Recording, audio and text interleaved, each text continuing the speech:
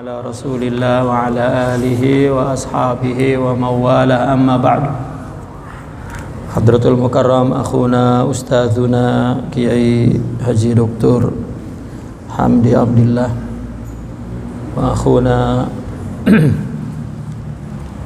Kiai Haji Dr. Muhyiddin wa akhuna Kiai Haji Dr. Deden Zainal Muttaqin wa ustadzuna Dr. Kiai Haji Syarif, para asatidzah, ahbab, ikhwan dan akhwat.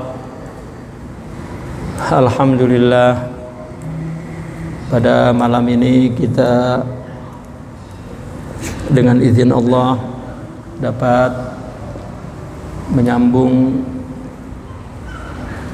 pengajian kita kitab Al-Hikam lil Imam Ibn Athaillah Sakandari radhiyallahu anhu ardah.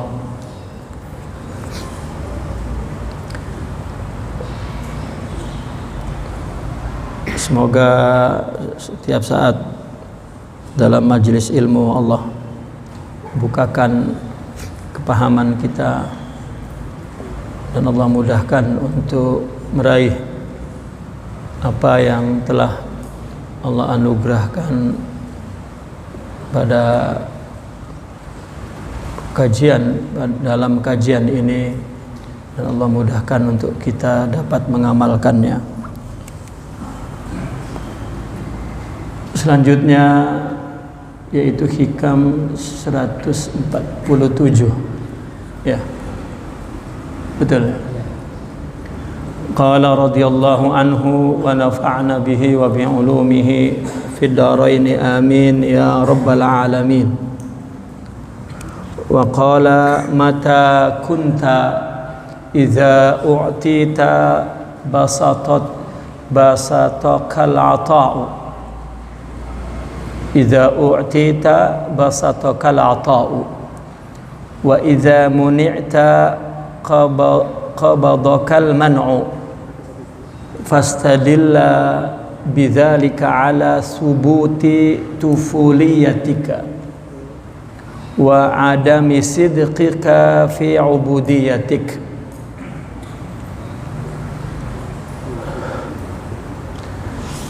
Di akhir hikmah yang sebelum ini, Al-Imam Ibn Athaillah menjelaskan kepada kita bahwa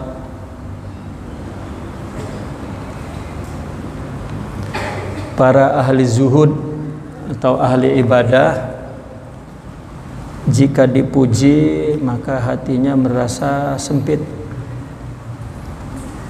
karena para ahli zuhud itu adalah orang-orang yang membuang dari hatinya selain Allah. Jadi ketika ada pujian maka hatinya rasa gusar, ya. Karena ahli zuhud bukanlah ahli ma'rifah. Dia tidak mau dipuji orang karena dia masih memandang pujian itu datang dari orang. Berbeda orang arifin, ketika dipuji dia suka karena dia menyaksikan pujian itu dari Allah Subhanahu wa ta'ala. Itu terjadi pada zaman sahabat, ya. Mereka adalah dulu orang-orang yang hina, ya. Kebanyakan dari orang yang mustadafin, orang-orang yang berstatus sosial rendah. Tetapi ketika dia pertahankan, ya, agama Allah, mengikuti Rasulullah sallallahu alaihi wasallam, pada gilirannya dia orang-orang yang diistimewakan. Kemana dia pergi, jika orang-orang tahu itu sahabat Rasulullah, maka diutamakan, diistimewakan. Maka ketika pergi ke tempat yang jauh dari Mekah, dari Madinah, kemudian mendapat keistimewaan, ya, maka hatinya merasa gembira. Tetapi dia takut timbulnya rasa gembira itu salah. Maka dia bertanya kepada murabbinya Rasulullah sallallahu alaihi wasallam, mereka mengistimewakan kami dan kami merasa gembira, apakah ini? Jadi rupanya ketika orang mendapat dari Allah, maka dia tidak merasa memilikinya, karena itu milik Allah. Sesuatu yang kita merasa memiliki itu sebetulnya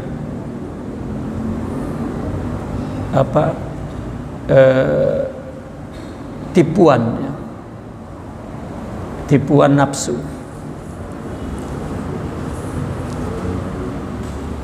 Maka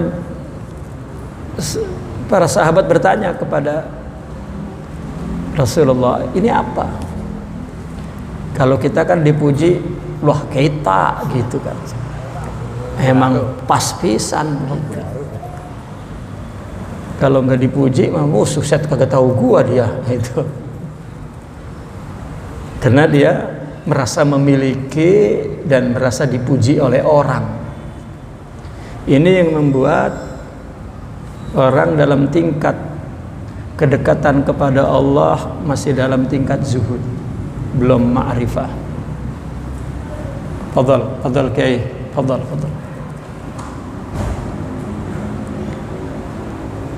Tapi bila sudah ma'rifah, dia sudah tidak lagi terpengaruh dengan orang, ya. Artinya dia tidak tertipu oleh orang. Kita mungkin tertipu, orang muji-muji kita, nggak tahu di belakang nyaci kita. Tertipu. Karena ketika orang, ya, di depan kita mengakui kelebihan kita sudah cukup. Adapun di belakang terserah, itu pertanda bahwa dia tidak mampu menolak kebesaran dan kelebihan kita. Adapun urusan dia di belakang itu menolak, itu adalah karena kualitas pribadinya yang tidak memiliki apa yang di dalam pujian itu. Ini pandangan ini adalah dari mereka para arifin menjelaskan. Kita biar udah tahu nggak bisa mempraktekkan begitu. Ya, kita mah habis dipuji kemudian di belakang hina, bujuk buneng deh, langsung keluar dari munafik, bener begitu. Mereka tidak. Ya. Kalau begitu muka dua tuh bocah ini kudu dibenerin nih mukanya supaya jangan 2-1 gitu. Mereka tidak ada urusan dengan orang, semuanya misi Allah untuk menyempurnakan dia. Nah ini susah, itu sebab ada muta'alluq, ya, tidak bergantung kepada orang, ya. Itu baru para arifin. Makanya orang ngira orang sufi itu orang arif, orang yang ya enggak interaksi dengan orang, mencil didewekan dalam atas gunung, ya, di gua, ya, asal ketemu orang melengos gitu. Itu orang yang sakit sedang menyembuhkan penyakitnya, karena ketakutan pengaruh dari orang, karena dia mandang orang, orang muji, orang dan seterusnya. Tapi mereka para arifin tidak ta'alluq kepada orang. Orang memuji kek, mau menyaci kek, istilahnya emang gua melakukan semua ini buat elu kayak kegeeran kan gitu, ya. Nah ini yang kemarin kita bahas.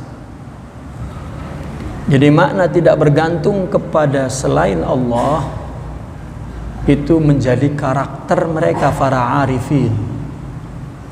Ini yang kita belum mencapai seperti mereka, sering ya mengkritik ilok gitu.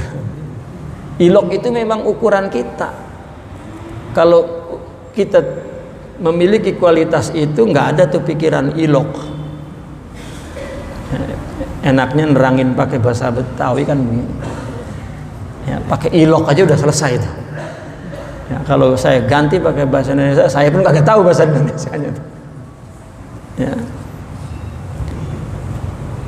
Wa qala radhiyallahu, ketika kamu ya telah mendapatkan anugerah, telah diberikan, mata kunta idza u'tita, ketika kamu diberikan anugerah, basataka al-ata'u, anugerah pemberian itu membuat kamu jadi suka senang. Ya. Anugerah itu yang membuat kita senang. Kita dapat duit, yang bikin maknyusnya itu duit, bukan si pemberinya. Wa idza munita, jika kamu tidak diberi, qabadakal man'u, maka tidak mendapatkan pemberian itulah yang menyempitkan kamu. Manaknya itu. Ya. Kita orang ditengok ama demenan, atau tidak diberi atau dilihatlah, itu yang sedih karena kekasihnya.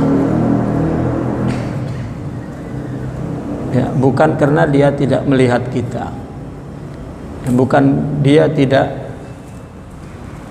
memberi sesuatu kepada kita, tetapi kenapa dia itu? Kita diberi demenan kan, dulu kan ada tuh kalung dari batang singkong, daun singkong kan batangnya dulu itu bisa dibikin kalung. Ya, itu kita dikasih dari demenan, wailah rasanya sama dengan emas 5 kilo kali. Ya. Maka kita bukan manusia maddi, manusia robbani, ya, karena kita suka dengan pemberinya.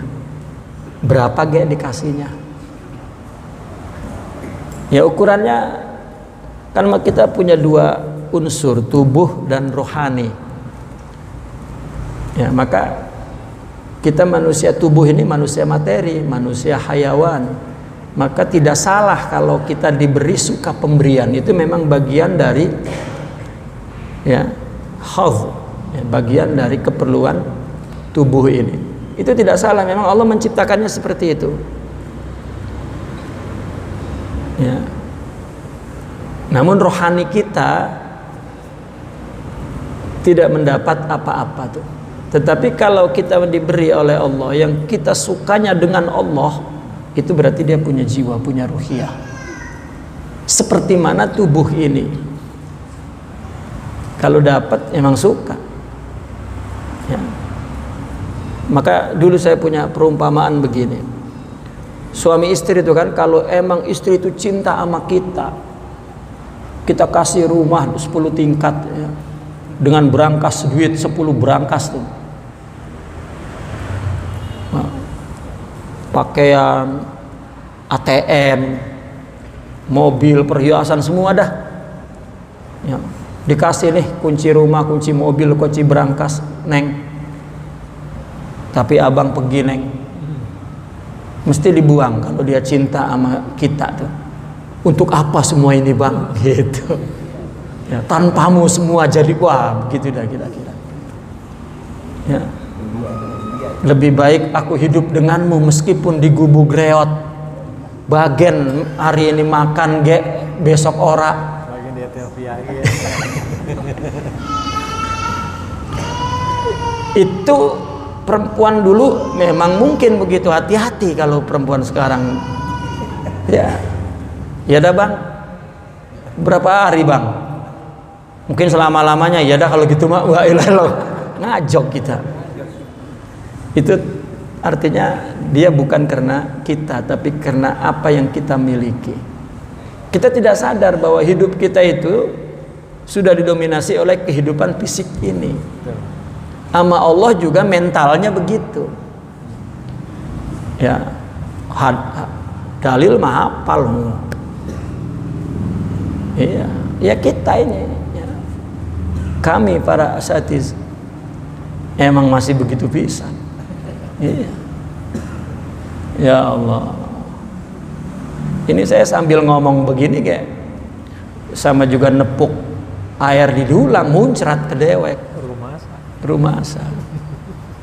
Makanya jelas banget neranginnya tuh, emang dia pisan. Itu. Ya, kita gayanya mah gaya abid, zahid, arif. Ujiannya ini, kalau diberi sesuatu, apakah sukanya itu karena pemberiannya apa karena pemberinya? Tadi maknyusnya itu karena duitnya apa pemberinya? Kemudian lagi nggak ada, wah panting bleger tuh pala. Itu karena tidak dapat atau karena memang Allah takut Allah marah dengan dia? Kita kalau bini ngonciin pintu bukan urusan di dalam kamarnya, bisa besok tapi waduh bini marah gitu. Kita kalau udah bini marah, darah berhenti kan, pucat rasanya udah. Berarti kita takut sama bini itu, bener nggak Pak? Udah sebelum berangkat. Iya. Gitu.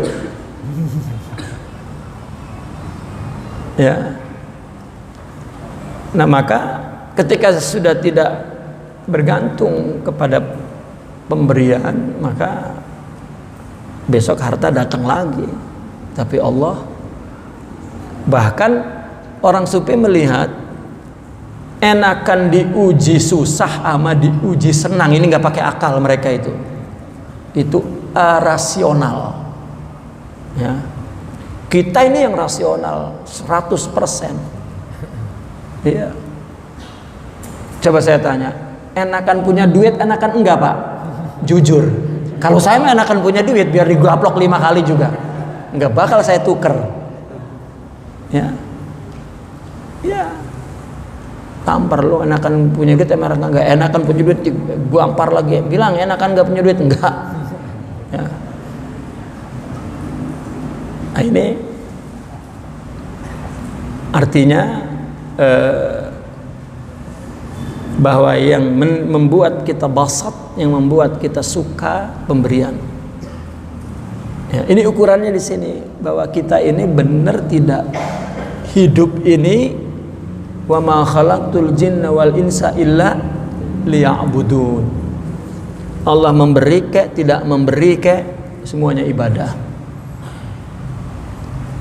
Itu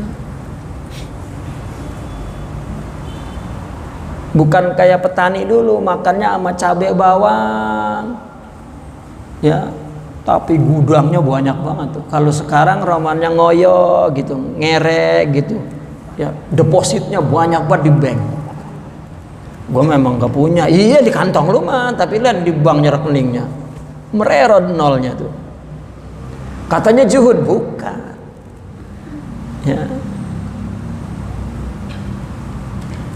Mata kunta idza u'tita basataka al-ata'u wa idza muni'ta qabadaka al-man'u fastadilla. Itu menunjukkan bidzalika, semua itu ala subuti tufuliyatik.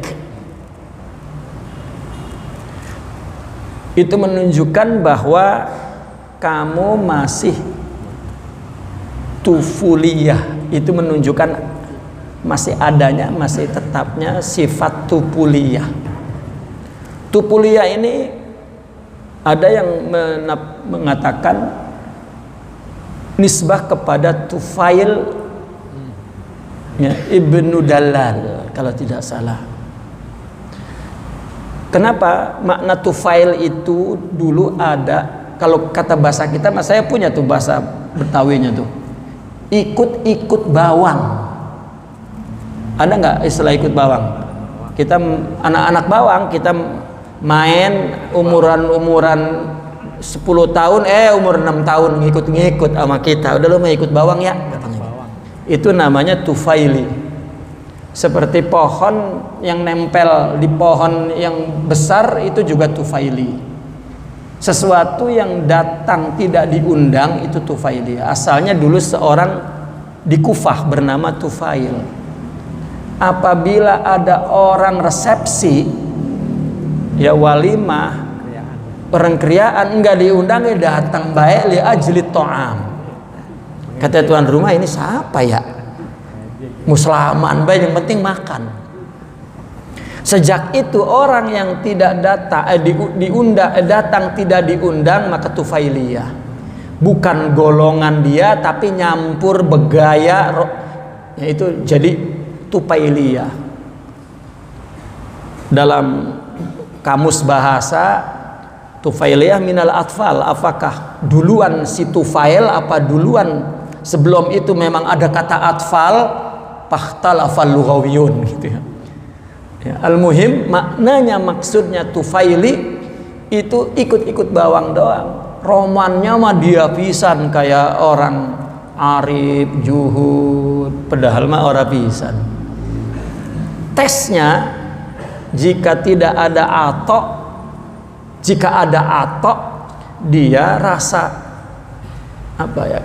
Kata orang Malaysia seronok ya.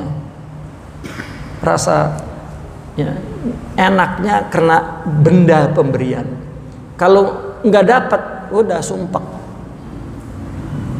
Itu menunjukkan bahwa dia dalam perkara kehambaan dan menyembah Allah masih belum ma'rifat, masih belum matang, masih ikut-ikutan. Gayanya mah dia pisan, ya. Dia kayak kami ini gayanya mau udah ustad pisan padahal masih tufaili.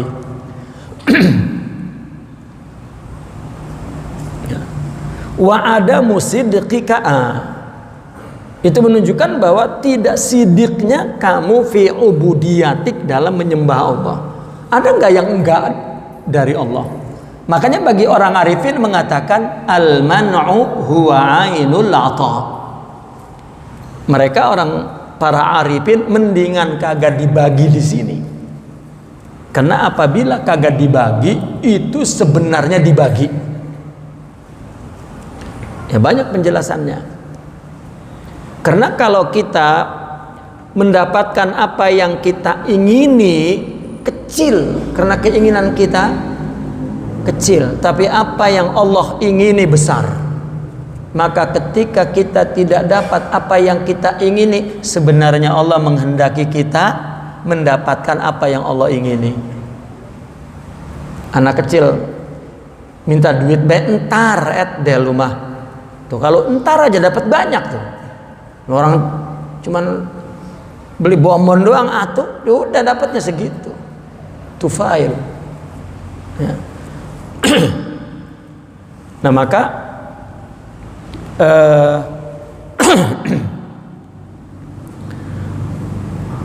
maka apabila kita merasakan ya basat karena pemberian, sempit karena tidak mendapat pemberian, itu menunjukkan bahwa kehambaan kita belum sidik ya, belum jejak, belum tepat ya, belum.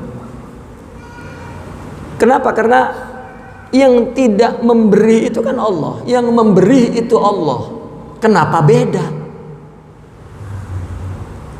Nah maka Sidna Abu Bakar Siddiq ketika mendapat pujian dari Nabi, bahwa Nabi bercerita tentang surga seseorang bisa dari sholat, bisa dari ini, bisa dari itu. Sayyidina Abu Bakar bertanya, kalau saya surganya apa? Kamu dari semua pintu.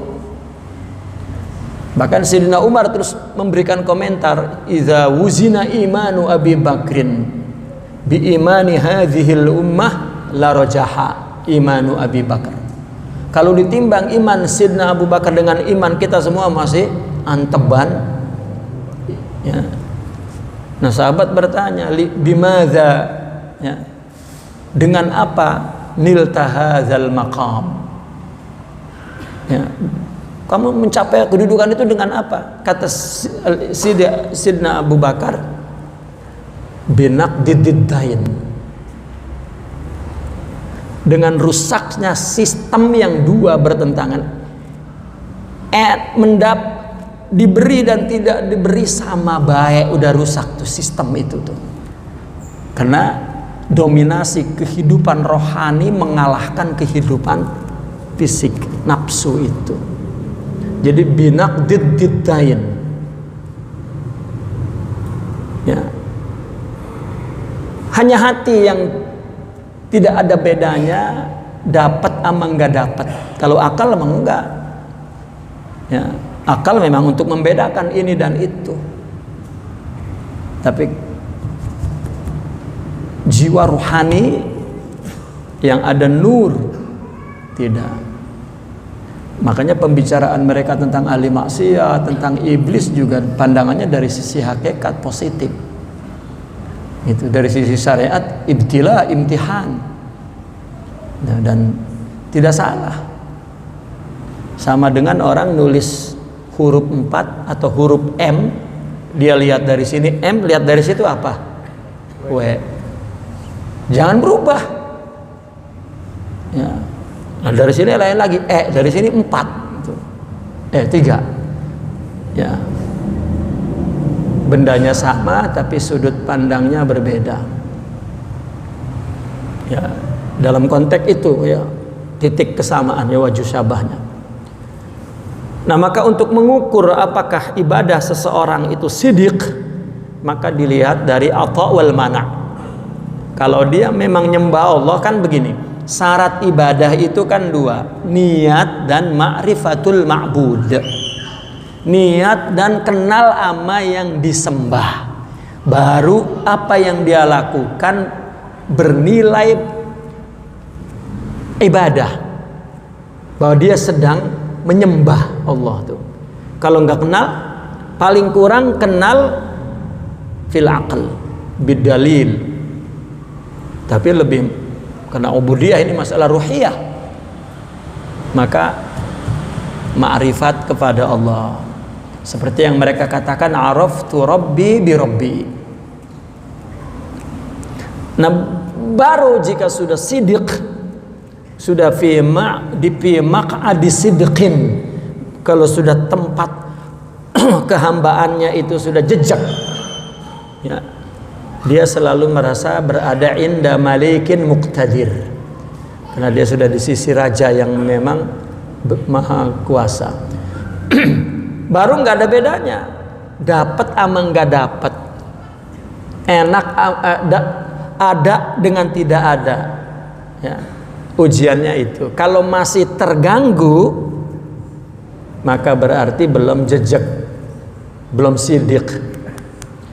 Nah, karena tasawuf itu, ya, orang yang sedang bertasawuf adalah orang yang sedang membetulkan tawajjuh hatinya kepada Allah. Sidqu tawajjuh, tasawwufu ahadin ala qadri sidqi tawajjuhihi ilallah. Mau katanya torekotnya apa baik dan mau berapa kali bayat nggak penting, mau zikirnya 2 juta silahkan, tetapi ukuran tasawuf adalah ukuran sidqut tawajjuh ilallah. Ya, kalau dia memang orientasi jiwanya, hidupnya, ibadahnya untuk Allah, maka itu bertasawuf. Jadi kalau ditanya kamu tasawuf ngapain? Melakukan sesuatu untuk Allah, bas. Ya.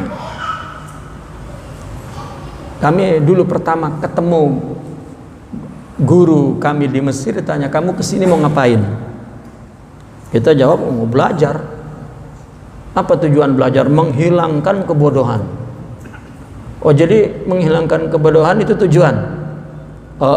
Maksudnya untuk ibadah. Ibadah tujuan.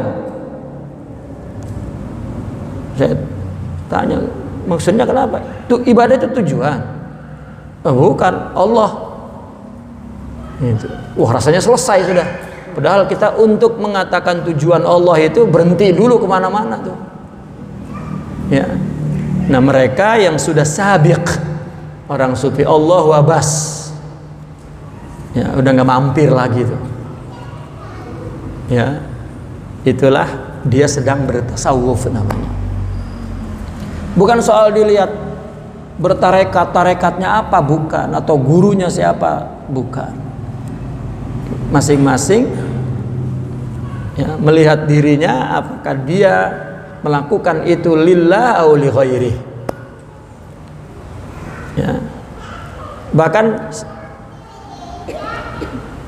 saya sering mengatakan tidak perlulah bertarekat. Jika dia memang melakukan itu berarti dia sedang bertasawuf. Intinya itu. Ya. Anta abudallaha ka'annaka tarahu. Fa in lam takun tarah fa innahu yarak. Ya. Maka Tufailiyah itu adalah mudda'i, para pengaku-ngaku yang nggak diundang ikut selaman baik di kondangan, ntar ujung-ujungannya makan. Itu namanya Tufaili. Itu kisahnya ya. Tufaili Ibnu Dallal Al-Ahdali kalau tidak salah itu. Di Kufah zaman jahiliyah dulu. Ya, maka segala orang yang ikut bawang Tufaili. Ya, sampai pohon kemaduan ya. Itu benalu itu juga Tufaili, ya, parasit. Ya, Tufaili, pengganggu. Ya, yang hidupnya menjadi beban orang lain itu juga Tufaili. Hal-hal yang ya bukan golongannya tapi kaya golongannya itu Tufaili. Ya, mestinya kita ini seorang dai sudah lillah. Ya, bahasa dai, pakaian dai, tapi belum sidik ubudiyahnya, maka Tufaili dalam kelompok itu. Ya, Tufaili. Itu yang dulu saya ceritakan, ada seorang aulia siangnya maksiat, malamnya nggak mau qiyamul lail. Ini bukan Tufaili, ini asli nih. Gitu. Angguran dia nangis. Ya. Sampai mengganggu tetangganya. Lalu ditanya, "Ngapa ente nangis? Ada apa?" Enggak ada apa-apa. Jangan begitu, kita ini bertetangga. Kamu sudah nangis dan terdengar oleh kami. Itu hak kami untuk ya tidak saya mau sholat malam terus. Tapi saya sedih dan malu dan takut karena siang tadi saya maksiat. Loh ya kan. Nah, ini kan yang pakai rasio itu kan ya inilah rasional ya. Lah iyalah waktunya taubat. Lah. Ya. Dia memandang bahwa di akhir pagi itu, di akhir malam itu ada ruang waktu yang di situ para kekasih Allah ya, sedang bercumbu kepadanya. Orang-orang yang memang ya tahir qulubuhum. Nah, saya jika masuk rasanya mengotori ruang mereka. Jadi saya malu. Kita maka punya perasaan itu bisa. Nah, itulah ya perbedaan tingkat zauq kesensitifan tuh. Akan kedekatan kita kepada Allah itu testenya zauq. Zauq kita mah kudul karena hijab, karena ma'asi. Ya. Maka tidak tajam kita punya zauq. Taib, wa qala radhiyallahu anhu, "Idza waqa'a minka dzambun fala yakun sababan liya'sika min husulil istiqamah ma'a rabbika faqad yakunu dzalika akhir dzambin quddira 'alaik." Ya. Jika terjadi dosa padamu, ya. Ini dosa ini ya menurut masing-masing, menurut makomnya. Kalau kita meninggal sholat itu dosa, Kalau sholat kagak khusyuk mah orang ngerasa dosa pisan. Lah gua sholat, wah yo kurang apa gua? Udah lebih baik. Apalagi sholatnya jamaah nggak pernah putus berpuluh-puluh tahun tanpa khusyuk. Ya, maka tidak khusyuk tidak dosa. Tapi bagi mereka yang punya nur, tidak khusyuk itu tidak syahdu saja, dia kehilangan suasana, kehilangan ahwal. Kita mau angsik terus sembahyang subuh ngantuk-ngantuk ya, yang penting gugur, bukan tanggung jawabnya, dia hanya gugur, sholatnya jatuh. Dikiranya kata-kata gugur tanggung jawab itu mainan anak kecil, itu bahasa tingkat tinggi, Pak. Para aulia itu melakukan ibadah untuk menggugurkan tanggung jawab, bukan karena takut neraka, bukan karena takut surga. Kesono sebenarnya mah gua yang penting gugur, apa gugur ke sholatnya ngantuk selesai sadat. Bukan itu maknanya ya. Kita sholat subuh ke ngantuk-ngantuk ke kena diomelin sama emak, sholat neng udah gitu. Kalau dibiarin mah nggak sholat, karena emaknya bapaknya sholat loh. Atau santri diomelin sama gurunya, udah begini aja. Kalau sendirian mah bablas ya. Atau ustad loh malu lah ustad, usah deh jadi imam pisan lah, malu sama mertua. Itu tidak ada kesalahan, karena itu memang sifat fisik ini ya. Kita suruh hidup rabbani, rohani, dengan sifat rabbani. Itu sebab kenapa orang-orang sufi disebut al-alim rabbani, tidak cukup mengetahui teks agama saja, tapi dia ada al-anwaru rabbaniyah, ruhiyah. Kunu rabbaniyin, tidak kunu madiin, tidak ya.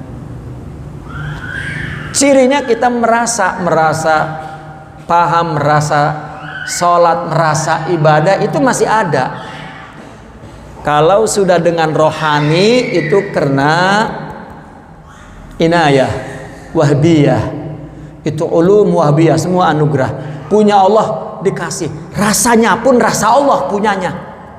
Kalau nggak punya rohani mah rasa punya kita. Ulat gua, siapa emang gua? Keturunan apa gua coba? Gua ilmu nah. Apa baik?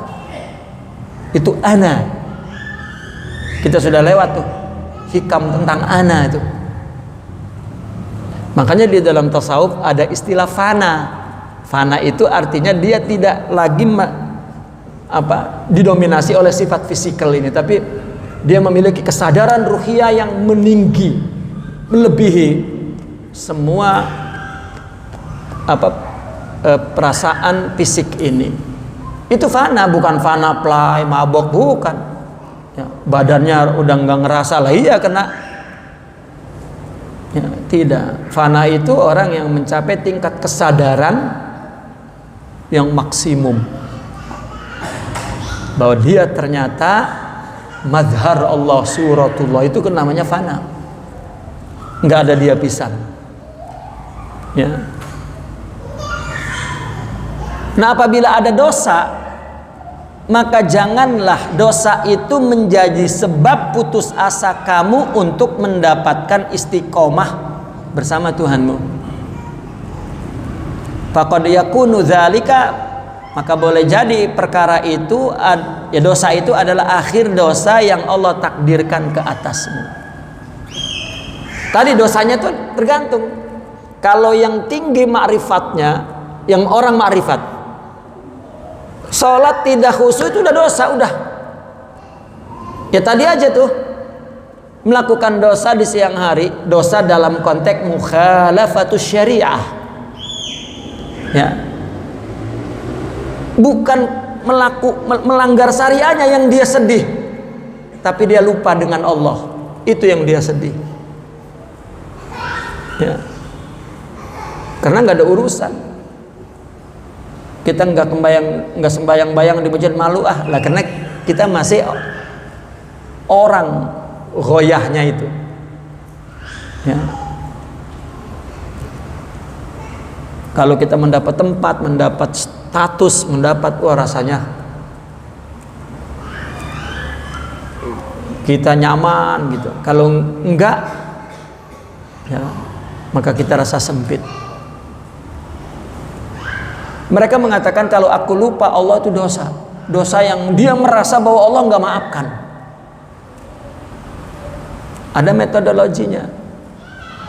Ya, seperti yang sering saya jelaskan bahwa kita hidup ini durasinya hanya 1 detik yang berulang-ulang. Jadi ketika di detik itu kita lupa, berarti Allah murka dengan kita. Karena kita ingat, sebenarnya Allah ingat kepada kita. Dengan ingat itu kita ingat Allah. Ketika tidak, berarti Allah, ya, bukan soal bentuk lupanya adalah karena tidak melaksanakan kewajiban kita secara syar'i. Itu surah madhar. Itu mah orang ibadah ge ora inget kon. Ya. Iya, ada surahnya, ada gambarnya, ada rupanya, ada action fisiknya ibadah, tetap hatinya tidak bersama Allah. Ya. Emang enggak merasa apa-apa, mereka tidak ngapa-ngapain pun, tidak melanggar syariah. Jika lupa Allah itu dosa. Apalagi bentuk lupa Allah ada surahnya, yaitu yukhalifus syariah. Itu pun tidak membuat dia susah karena mukhalafah syariah, karena Allah Maha Penyayang. Tapi Allah tidak ngasih ingat kepada dia di situ, itu yang dia tersiksa. Karena waktu kalau sudah berlalu tak dapat diulang. Adapun melanggar syariah boleh dikodok, boleh Allah ampunkan. Tapi bila hari itu, detik itu kita tidak ingat, berarti Allah tidak beri kita ingat. Maka sudah tidak lewat bablas. Dan itu mungkin tidak mikir pakai akal. Ya.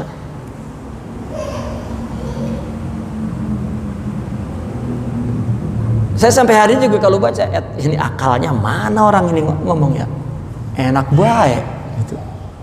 Tapi itulah mereka. Ya. Maka itu sebab dosa apapun jangan menjadikan sebab kita putus asa untuk mendapatkan istiqomah kepada Allah. Tidak. Ya. Bahkan ada orang ahli ibadah, rajin ibadahnya, ngajar, dakwah, tiba-tiba mukhalafatus syariah.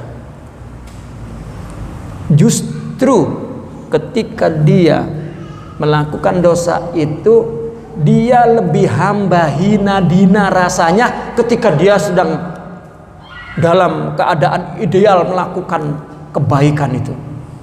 Bahkan dia merasa, wih, mantap bener gue ini ya. Itu rendah di sisi Allah. Kata mereka ahli hakikat, tuh kamu melakukan dosa dan kamu merasa hina, itu lebih mulia di sisi Allah. Ya.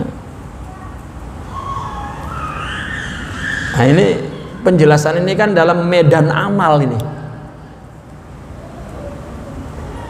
Ya, maka kata Sidi Abdul Qadir, rubba ma'siyatin awrathat zullan wan kisara, ana ma'al munkasirati qulubuhum li ajli.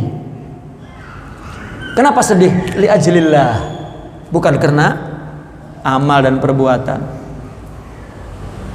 Karena kalau karena amal dan perbuatan berarti Allah la yanzur ila suwarikum walakin ila qulubikum wa a'malikum ala hasab qulub, ala hasabin niyyah.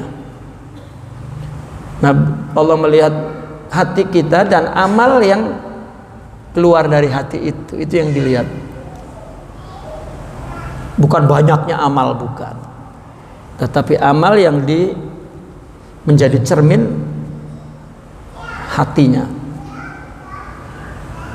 Jadi ketika beramal kosong, sedihnya bukan main. Ini apapun, tingkat apapun dosanya, ini maksud saya, tidak menyebabkan kita menjadi putus asa untuk memperoleh istiqomah.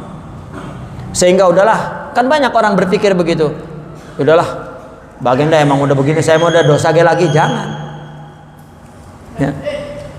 Dan itu adalah sesuatu yang salah, karena istiqomah kepada Allah itu tidak dirusak oleh dosa, tidak dirusak. Orang jika prediksi agama itu hanya teks bukan konteks, ya, maka apabila ada orang melakukan dosa, udah hina aja. Lihat pandangan orang awam secara umum, ya ustadz genengan begitu lah, emang dia malaikat? Sebetulnya itu pendidikan bagi seseorang ya. Kalau tidak begitu, dia pisan ada iddia, ada ana.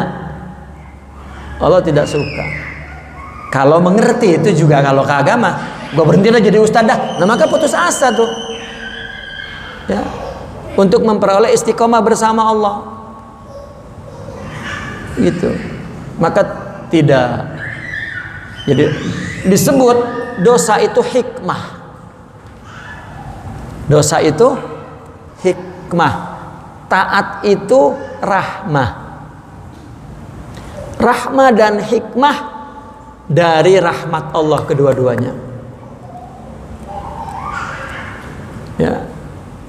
Itu sebab mereka, pandangan orang arifin selalu sejuk kepada dua keadaan itu.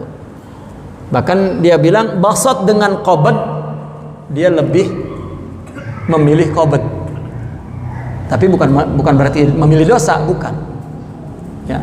Apabila terjadi sesuatu yang membuat dia qabad, ya, yang membuat dia qabad, maka itu dia lebih merasa hamba dan lebih ya, merasa kembali kepada asalnya gitu. Karena yang lain-lain Allah yang beri. Kita kan ada aja, asalnya tidak ada tuh. Karena sifat ada Allah punya. Apabila ada, berarti ini adalah satu manifestasi dari sifat ada Allah. Selebihnya yang baik-baik Allah punya. Kalau tidak baik, itu memang kita punya, maka keburukan datang dari kita. Dan apa susahnya, memang itulah kita. Gitu. Nah, kita disuruh menjadi hamba dalam keadaan menerima pemberian Allah, dan itulah ubudiyah.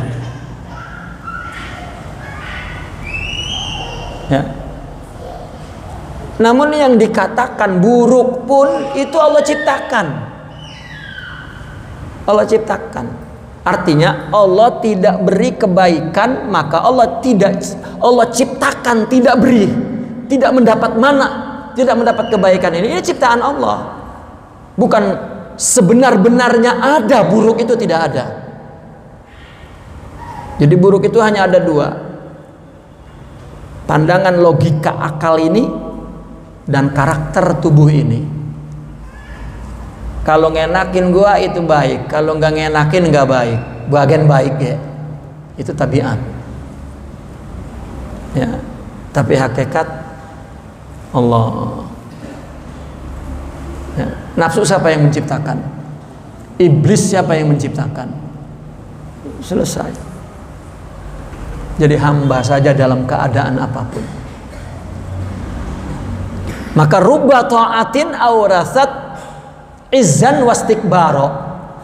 Taat Allah kasih, ilmu Allah kasih, hidayah Allah kasih, taufik Allah kasih, rajin ibadah Allah kasih, ustadz Allah kasih, dia jadi imam Allah kasih, dia ya. Lah mau gede, mau ngaku apa gimana? Lah kalau ini membuat takabur, maka dia tidak ibadah kepada Allah.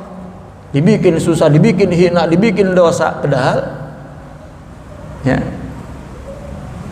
itu lebih baik kondisinya karena dia merasa enggak ya.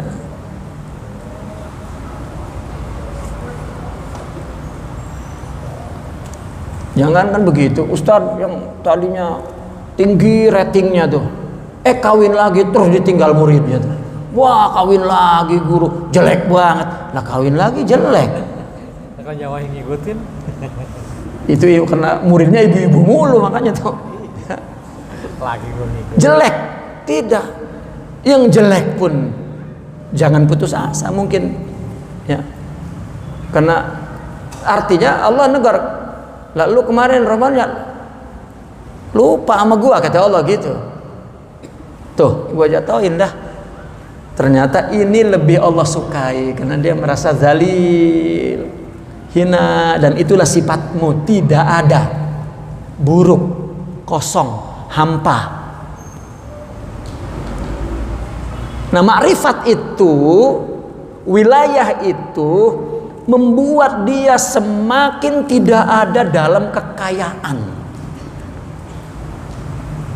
Makanya mereka ada syairnya begini, ma lazzatul is illa suhbatil fuqara, katanya. Humus sadatu wal aghniya'u wal umara.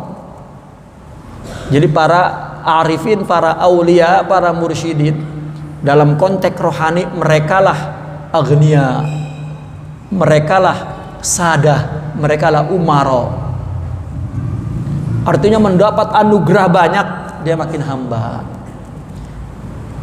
Bagaimana kita punya ilmu, punya amal, punya taufik, punya kedudukan dan berbagai, bagaimana yang pemberian anugerah banyak ini membuat dia jadi hamba? Apabila Allah berikan maqam ruhiyah, nur Muhammadi, asrar ilahiyah, sifat ulia, akhlakul karimah, baru dengan semua itu maka apapun yang Allah berikan dia hamba. Ya, dan tasawuf sebetulnya untuk itu. Kalau tasawuf macam-macam tidak pergi ke situ, wallahu a'lam, itu tasawuf taqalid, ya. Tasawuf takhayyulat wa khurafat wa sya'wazat, ya. Tasawuf itu warisan, ya, dan tradisi. Itu namanya tasawuf yang lungsek, udah tidak memproduk apa-apa, ya. Maka boleh jadi itu adalah akhir dosa yang Allah takdirkan kepadamu, dimana setelah itu dengan sebab itu Allah beri taufik dan dia iqbal kepada Allah, bukan iqbal ala nafsih, bukan dia menghadap kepada dirinya, tapi dia betul-betul menghadap kepada Allah. Tetapi ini dosa ini ada konteks di sana, ada kaidahnya, tidak dilakukan oleh israr, dilakukannya oleh faltah, oleh hafwah. Faltah itu tergelincir yang kecil, artinya sekali dua kali. Lah kalau gopak memang nggak berhenti itu ada israr, dan itu mesti ada, ya, perawatan khusus di rumah sakit gitu, ya. Kalau sekali-kali itu adalah teguran Allah. Kaidahnya israr. Israr itu apa?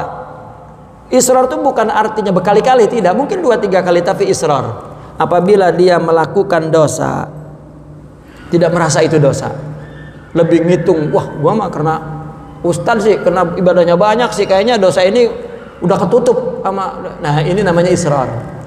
Melakukan dosa nggak ngerasa dosa itu israr. Tapi kalau faltah, ya, dosa kecil, ya, yang dia lakukan dan dia di situ merasa dosa gitu, yang membuat dia merasa zalil, hina. Ini, ya, jika kita ada perasaan seperti ini, maka janganlah berputus asa. Nah, biasanya orang sedang tinggi-tingginya tuh, lalu dia melakukan kesalahan, kan dia merasa hina. Ini dalam kondisi ini jangan putus asa. Kalau orang gepak dia melakukan dosa mah ini perlu rawatan khusus, ya, perlu masuk opname tuh, dirawat. Itu namanya israr. Makanya ada dalam kaidah mereka, la kabirata ma'al istighfar wala wala saghirata ma'al israr. Dosa kecil pun nggak jadi kecil meskipun hukumnya secara fikih kecil, tapi kalau melakukannya israr. Dosa besar pun tidak jadi besar kalau dia minta ampun kepada Allah. Karena memang dosa diciptakan untuk kembali ke Allah itu saja. Ya. Ini yang dosa-dosa yang faltah, yang hafwah gitu. Dosa yang membuat dia merasa jatuh, hina, sengsara, ya. Ini jangan putus asa. Ya. Berarti kemarin kita ibadah itu pengen dilihat orang, sekarang kalau jatuhin tuh. Ya, jangan putus asa. Ini berarti ya Allah akan memberikan taufik dan ihsan serta hidayahnya lebih baik. Ya. Karena begini, ketika dia tidak merasa wihdah, tidak merasa bahwa dirinya buruk, ya, diri buruk itu kan adalah memang diri kita. Jangan begini, meskipun para aulia itu sudah pun memiliki sifat-sifat mulia, tidak akan membuang perasaan dia buruk, karena buruk itu dia, baik itu Allah. Tidak ada itu adalah kita, ada itu Allah. Bagaimana kita mau hilang perasaan itu? Itulah hamba. Apabila rasanya baik-baik, ya rasanya baik aja, berarti dia tidak mengenal Allah.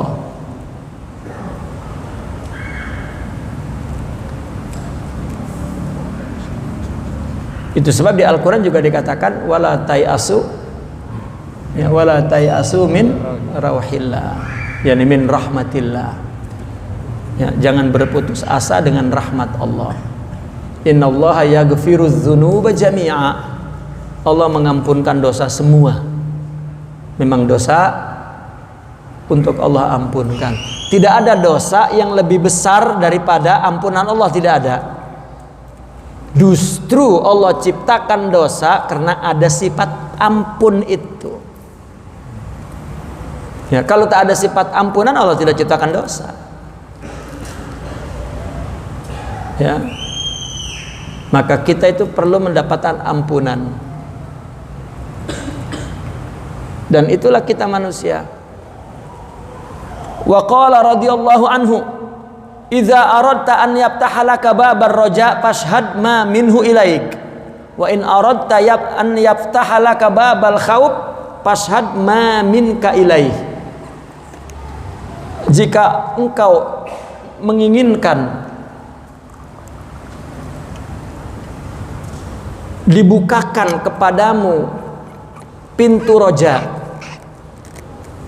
maka fashhad, maka artinya fashhad nih, maka engkau saksikan, artinya maka engkau bayangkan dirimu, engkau lihat dirimu, ya, ma minhu ilaik, apa yang Allah berikan kepadamu, apa yang dari Allah untukmu, ya.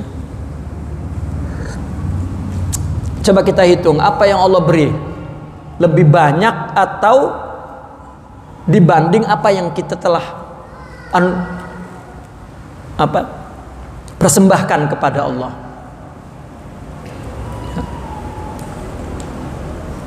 Allah itu semuanya memberi meskipun tidak memberi.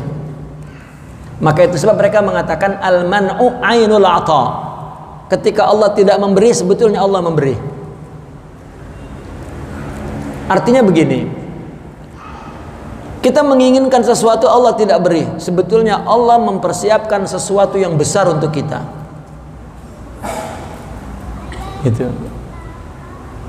Maka kita sering menyampaikan perkataan Al-Imam Ali karamallahu wajha.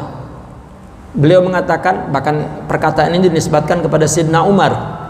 Ya, al-muhim itu adalah sifat ruhiyah, sifat rohaniyin, sifat robbaniyin, ya.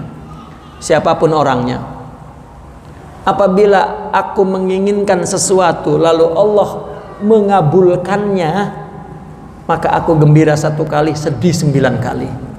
Tetapi kalau Allah tidak kabulkan, aku sedih 1 kali dan gembira 9 kali.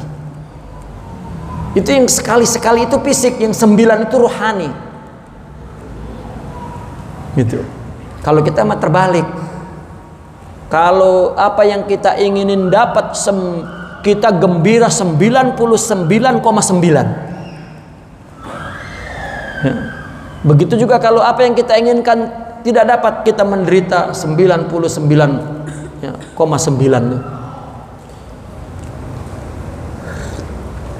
Karena semuanya huzuz nafs, semuanya bagian nafsu itu. Tidak ada bagian rohani. Nah, di dalam tasawuf itu mereka menceritakan kehidupan ruhiyah, akhlak. Ya, orang sabar, orang ada sifat sabar, ada sifat ikhlas, ada sifat ridho, ada sifat tawakal, ada sifat zuhud, ada sifat waro, ada sifat, ya, itu yang membentuk sifat-sifat itu, membuat rohani seperti itu. Sifat itulah semua itu yang membuat dia syuhud kepada Allah dan ma'rifat kepada Allah. Ruhaninya sifat itu. Makanya tasawuf kalau bicara tentang maqamat ruhiyah itu memiliki sifat itu, pembangunan karakter katanya. Ya. Nah, jika Allah berikan semua sifat itu yang terang benerang membuat dia tidak ada hamba. Ya. Cahaya itu yang melihat gaib, itu maksudnya. Yang goba anil, yang kemarin akal enggak ngelihat, sekarang ngelihat. Ternyata, ya bukan ternyata, genengan. Saya kira saya, ternyata Allah. Dulu saya rajin banget, ya, sampai berhasil. Saya kira itu boleh saya. Dari awal boleh Allah ditanganin. Kalau enggak Allah tanganin, mau udah berhenti dari awal, gagal. Baru paham setelah dia melihat Allah. Maka nggak ada pengakuan yang kita bahas dulu tuh, nggak ada anak, jadi fana, ya, dan ringan sudah. Jadi kalau ada orang ngehina kita, lah emang gua itu mah, wah yo, perkara kita ada sifat baik dari Allah, ya itu mah kan sifat Allah. Ini mah orang ngaku pisan. Sumpah gua uset dari bukan sifat gua, itu mah ilok. Ya tidak. Ya. Kita itu bukan malaikat dan bukan iblis. Ya. Jadi kalau kita dikasih sifat baik, ada malaikat. Kalau tidak, ya iblis. Ya, itulah antara ada dan tidak ada, baik dan buruk, antara Allah dan hamba, antara hakiki dan ilusi, waham. Ya, itu istilah-istilah yang terus kita ulang-ulang, karena dengan terminologi itulah orang-orang sufi menjelaskan, ya, pembahasan ilmunya. Ya. Jadi kalau kita ingin Allah bukakan bab pengharapan, kita tidak putus asa dan terus berharap. Coba kamu bayangkan kepada dirimu anugerah Allah semuanya.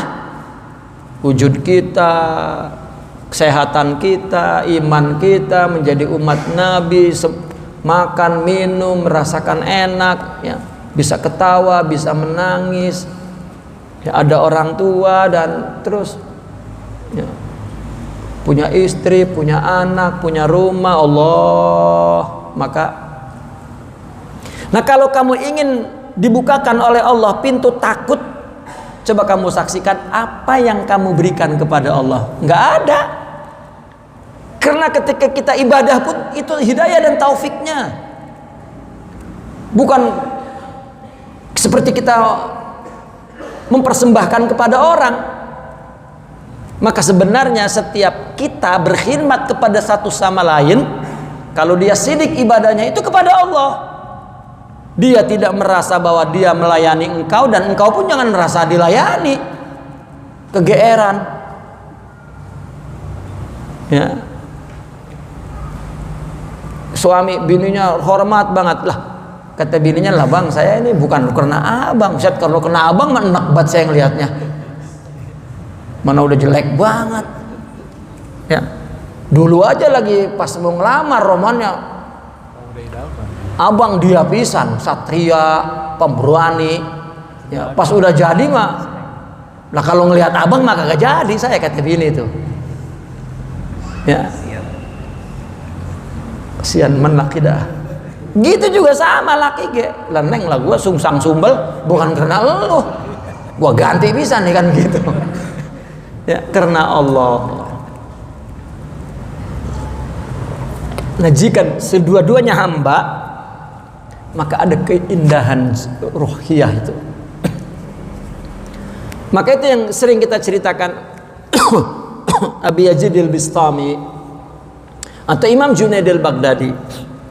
Ya. Dia 30 tahun mentarbiyah muridnya.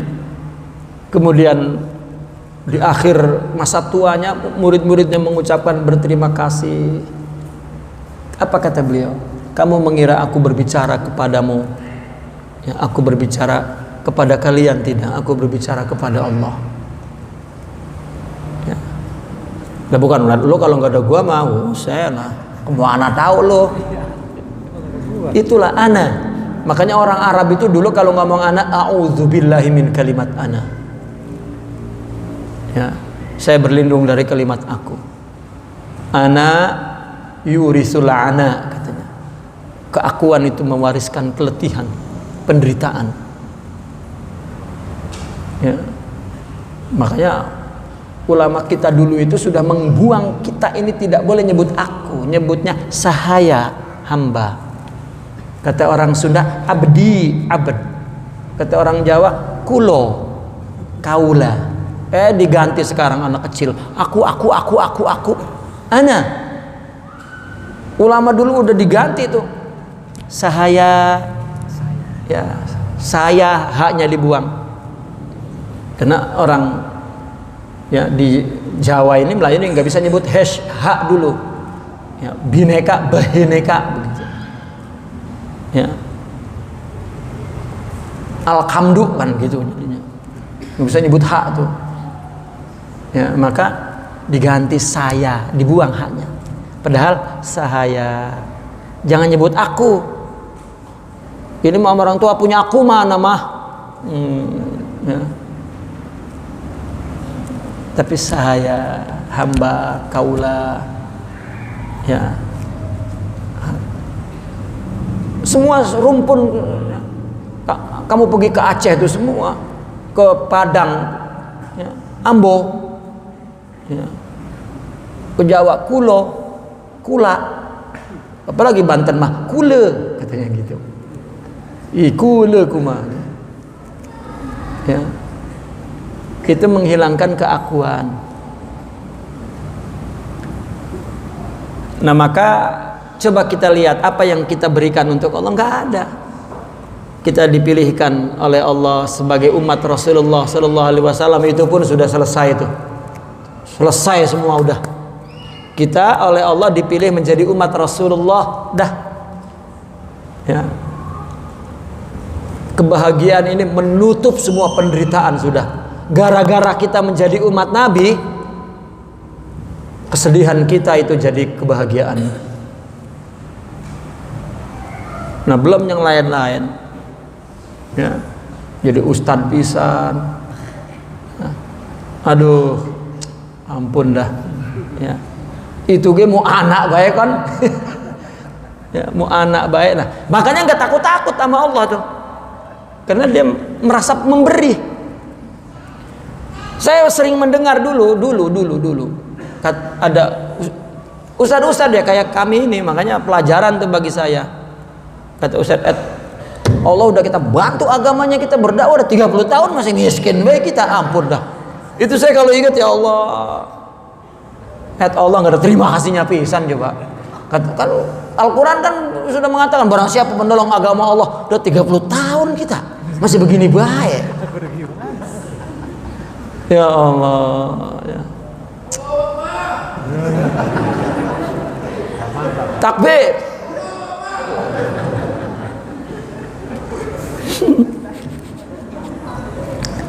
Perempuannya udah capek tuh. Ya udah, ntar dulu, sedikit lagi selesai. Aduh, ampun. Berhenti dah ini udah. Nah maka kalau kenapa? Sebetulnya begini, ada penjelasan lain tentang roja dan khauf. Ini kan satu pendidikan kan, bagaimana untuk menumbuhkan perasaan itu. Sebetulnya begini, roja dan khauf itu tumbuh dalam tasawuf. Roja dan khauf itu disebut al-hal, suasana jiwa. Dari mana suasana itu timbul? Dari makom. Orang yang punya makom mesti punya hal gitu. Orang yang tidak punya makom punya hal apa? Hal bukan makom, gitu saja. Hal jiwa. Coba orang halnya tadi mendapat mendapat anugerah oleh Allah kedudukan harta, kan rasa baset, ya, rasa suka. Itu hal jiwa, hal tubuh ini, hal jasmani. Orang berdosa kenapa nikmat? Jasmani yang nikmat. Tapi ketika ada nur iman, baru nur iman hidup jiwanya, baru merasa tidak nikmat. Maka kenikmatan jasad ya berkurang.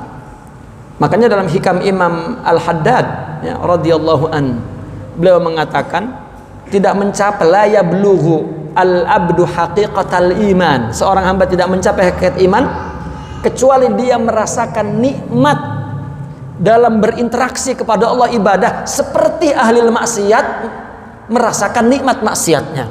Artinya tubuh ini punya nikmat sendiri untuk tubuh. Sebetulnya tidak ada masalah gitu kalau sesuai dengan syariah, ya.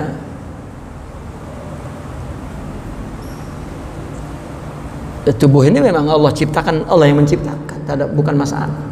Tetapi ujian ya dari Allah agar mengikuti syariat Allah, gitu. Nah, apabila ada makom, maka ada hal rohani. Jadi ada hal jasmani, ada hal rohani, gitu. Hal rohani dari makom rohani, hal jasmani dari makom jasmani. Tadi kita enaknya karena hartanya apa karena Allah? Kalau karena hartanya itu hal jasmani. Ya, kalau enak dengan Allahnya itu hal rohani. Begitu juga khauf dan roja itu hal. Apabila orang punya ridho, punya sabar, punya syukur, punya ikhlas, timbul khauf dan roja itu kepada Allah. Maka untuk merangsangnya, coba deh, ini adanya secara logik, ini tahdzib namanya. Coba kamu pikir-pikir pemberian Allah. Ya Allah, ya, kapan Allah tidak memberi? Itu sebab ketika Allah menciptakan bumi ini, maka Allah naik ke langit, di aras duduk. Ketika Allah khalaq, maka Allah amr. Ketika Allah ijad, maka Allah imdad. Semuanya pemberian. Ya, saya dulu lagi jadi mahasiswa, itu punya mesin cuci, udah rusak 7 kali nggak bisa dandanin, nggak punya duit, ya, sampai udah goblak dah, ya. Tiba-tiba ngelihat ada orang mesin cuci full otomatik. Begitu dilihat, ini mah sabunnya lain, sabunnya mahal. Kata saya, waduh, kata bini saya, kita kalau punya mesin ini bagaimana beli sabunnya ya? Ya, nah, saya ingat pelajaran tasawuf, kalau ada ijad ada imdad. Kalau Allah berikan mesin cuci full otomatik, berarti Allah berikan duitnya untuk beli sabun. Ya. Akhirnya begitu punya mesin cuci full otomatik, jual bala-bala terus buat beli sabun tuh. Iya. Ya. Jual nasi uduk sama semur jengkol. Ya, beli jengkol 2 karung di Kampung Utan, saya bawa ke Mesir. Ya. Bini saya jual, kebeli sabun. Iya bener. Gara-gara mesin cuci tuh. Artinya kapan Allah tidak memberi? Hatta yang kita anggap tidak memberi itu justru ainul ata. Itu pemberian yang luar biasa. Sehingga mereka mengatakan wujuduk min judi. Setelah itu ala lahul khalqu wal amru. Nah, kalau kita pikir begitu, kita tidak takut hidup di dunia ini. Nah, kalau kita ingin timbul rasa takut, coba kita telah memberikan apa? Enggak ada. Syariat dari Allah, hidayah kita rajin dari Allah, paham dalam ibadah dari Allah, khusyuk dari Allah, pahala surga. Mana kita? Makin takut. Nah, kita nggak ngapa-ngapain. Dan Allah letakkan kita menjadi umat Rasulullah sallallahu alaihi wasallam tidur nyenyak. Allah. Itu sebab jangan pernah menghina umat Rasulullah sallallahu alaihi wasallam kepada sesamanya. Meskipun beda firqahnya, beda partainya, meskipun 0102, ini mau berantem bae 0102. Ya, umat Sayyidina Muhammad sallallahu alaihi wasallam dua-duanya. Mau di 02 kayak mau di 01 kayak. Iya. Apapun partainya, ya, minumnya tetap teh botol. Ya. Ya kan kesatuan kan begitu. Allah, ya. Ketika tidak ada ruqyah, itu sebab ada dalam hikam Imam Ibn Arabi. Apa kata Imam Ibn Arabi? Tawafukul khalqi min haitsu lataifil arwah wa ikhtalafu min haitsu kathaifil ashbah. Kemupakatan apa? Tawafuk, kesesuaian, kemupakatan, keragaman, keakuran manusia itu karena ruhiyahnya halus. Dan perselisihan, permusuhan itu karena kasarnya tubuh ini, jejodong ini, cuman tubuh nggak ada rohaninya. Itu yang bikin ikhtilaf. Orang sesama umat Islam kenapa ribut? Karena tidak ada ruh, tidak ada kasih. Kenapa orang sesama saudara kenapa bermusuhan? Karena tidak ada cinta ruhiyah. Kurang apa kita diikat oleh akidah, oleh agama, oleh umat, oleh saudara terkadang. Ketika tidak ada kelembutan rohani, maka tidak ada, ya, keserasian. Itu saja, ya.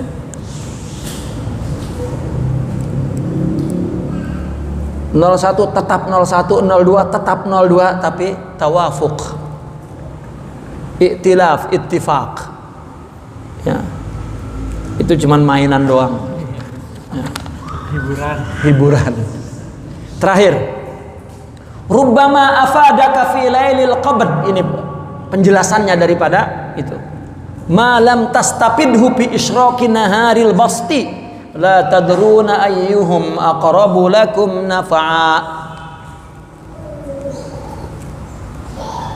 Maka jangan pernah bergantung kepada apapun dalam kondisi apapun, ya.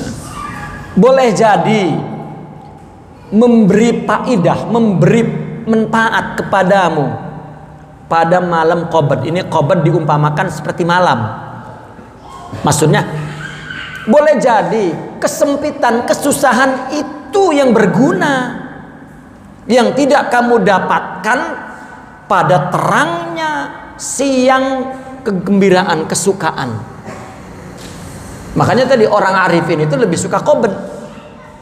Maka Imam Sidi Abdul Qadir Al-Jilani pernah berdoa, ya Allah, musibahmu jangan kau angsur, turunin semuanya ambrek-brek. Ya, betapa dibalik itu anugerahnya begitu besar. Ini mah kita dicicil kayak nggak mau.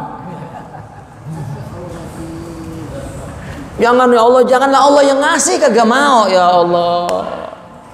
Musibah itu Allah yang ngasih. Yang kita sebut ibadah ini, itu mah kita yang ngasih. Kita bedain kita sama Allah, nggak sama muliaan Allah. Berarti pemberiannya, nah, Ya. Rubbama afadaka fi lailil qabd ma lam tastafidhu fi isyraqi naharil basat la tadruna. Kalian tidak mengetahui ayyuhum aqrabu lakum naf'a, yang mana yang lebih dekat memberikan manfaat, yang lebih cepat memberikan manfaat.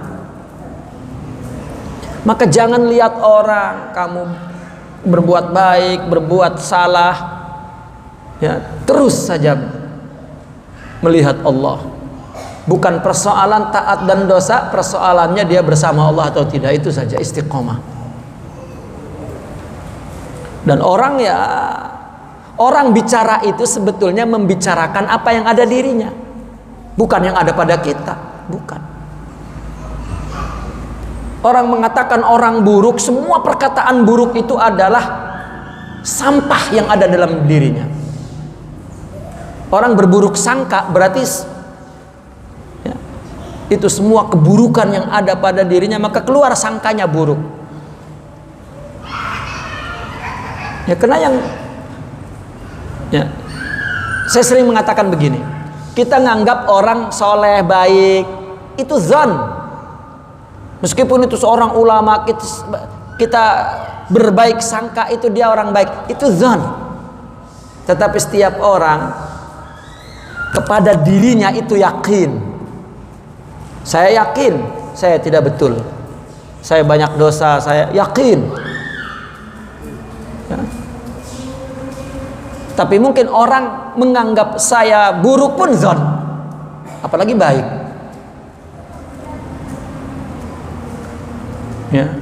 Maka persoalan orang berburuk sangka itu bukan masalah orang itu benar atau tidak sesuai dengan sangkaan kita.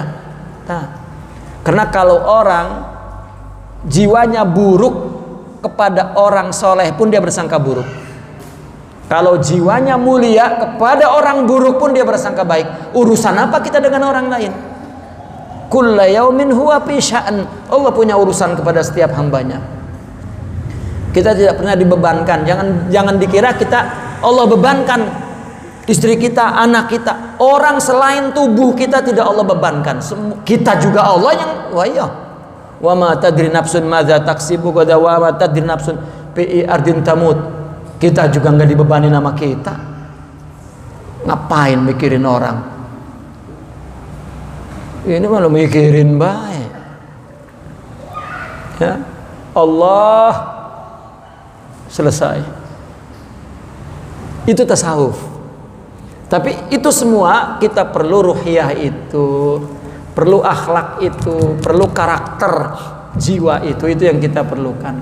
Bahkan itulah tujuan kita, kalau boleh kita ubah kata-katanya, itulah sebetulnya yang kita inginkan. Kalau kita ditanya madza turid, uriduka ya Rabbi, itu sebab Sidi Abdul Qadir Al-Jilani mengatakan begini, uridu muradak, yang aku inginkan keinginanmu. Dan kata Sidi Abdul Hasan Syazili, uridu alla urid, dia sedikit bertafalsuf, aku menginginkan untuk tidak menginginkan. Sama artinya ya. Jadi kalau kita paham yang kita inginin di dunia ini, akhlak itu, sifat itu, itulah Allah. Dan Allah menciptakan untuk itu. Wa ma khalaqtul jinna wal insa illa liya'budun. Kalau keinginan apa baik, itu keinginan mata, telinga, mulut, kulit, perut, parji, semua. Dan itu Allah jamin padahal ya, Allah jamin gitu. Tapi takut baik. Nah makanya tadi kalau mau berharap, ya Allah, kita dulu makan, Neng, kalian umur sekarang kan udah berapa tahun? 16 tahun, 17 tahun. Selama ini makan nggak? Nanti 17 tahun lagi makan nggak? Kenapa jadi takut sama masa depan? Ya, takut sama masa depan sampai kewajiban sekarang tidak dilakukan secara baik. Ya, itu perlu kita tumbuhkan rasa harap yang tinggi kepada Allah dan selalu renungi apa yang Allah berikan. Ya Allah, kadang-kadang kita nggak kebayang, nggak kepengen ada ya. Setiap orang ngomong, saya mah heran sama saya, apa yang saya kepengen ada baik. Bukan lu doang, Tong, semua lah, Allahnya satu. Ya, gua mah kena ini kali ya, kena ustadz lah, bukan. Ya, gua mah mungkin kena keturunan ke-7 lah, iya kalau keturunan 8 udah habis. Bukan, karena Allah. Ya, coba lihat apa yang kita berikan, gak ada, semua dari Allah. Naqifuna walhamdulillah. Al-Fatihah.